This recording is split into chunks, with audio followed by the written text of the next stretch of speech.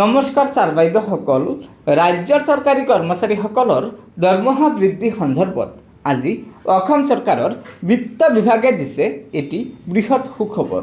হয়, এয়া চাওক, অসম চৰকাৰৰ বিত্ত বিভাগৰ অতিৰিক্ত সচিবে সদৌ অসম স্নাতক কৰ্মচাৰী পৰিষদৰ সভাপতি সম্পাদকলৈ আজিৰ বিশেষ পত্ৰখন পঠিয়াইছে। এই পত্ৰখনৰ বিষয় আছে সদৌ অসম স্নাতক কৰ্মচাৰী পৰিষদৰ বিভিন্ন দাবীসমূহ পূৰণ সন্দৰ্ভত। তলত জনাইছে, প্ৰসংগমৰ্মে আপোনালোকক জনাবলৈ নিৰ্দেশ দিয়া হৈছে যে আপোনালোকৰ এই বিষয়টো অষ্টম দৰমহা আয়োগৰ অৰ্থাৎ এপে কমিশ্যনৰ ওচৰত উপযুক্ত সময়ত আৰু উপযুক্ত মঞ্চত সকলো প্ৰাসংগিক নথিপত্ৰ, যুক্তি আৰু বিত্তীয় প্ৰভাৱৰ সৈতে বিবেচনাৰ বাবে দাখিল কৰিবলৈ অনুৰোধ জনোৱা হৈছে। আপোনাৰ বিশ্বাসী অতিৰিক্ত সচিব, অসম চৰকাৰৰ বিত্ত বিভাগ।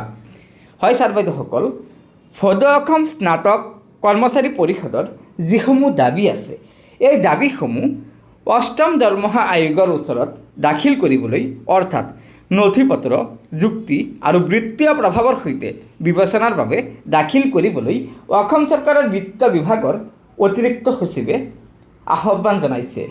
গতিকে ছাৰ বাইদেউসকল, এয়া নিশ্চয় ৰাজ্যৰ স্নাতক কৰ্মচাৰী পৰিষদৰ এটি অত্যন্ত গুৰুত্বপূৰ্ণ খবৰ হয়।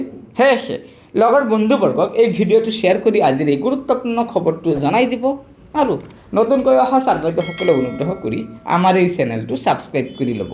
ধন্যবাদ। জয় আই অসম।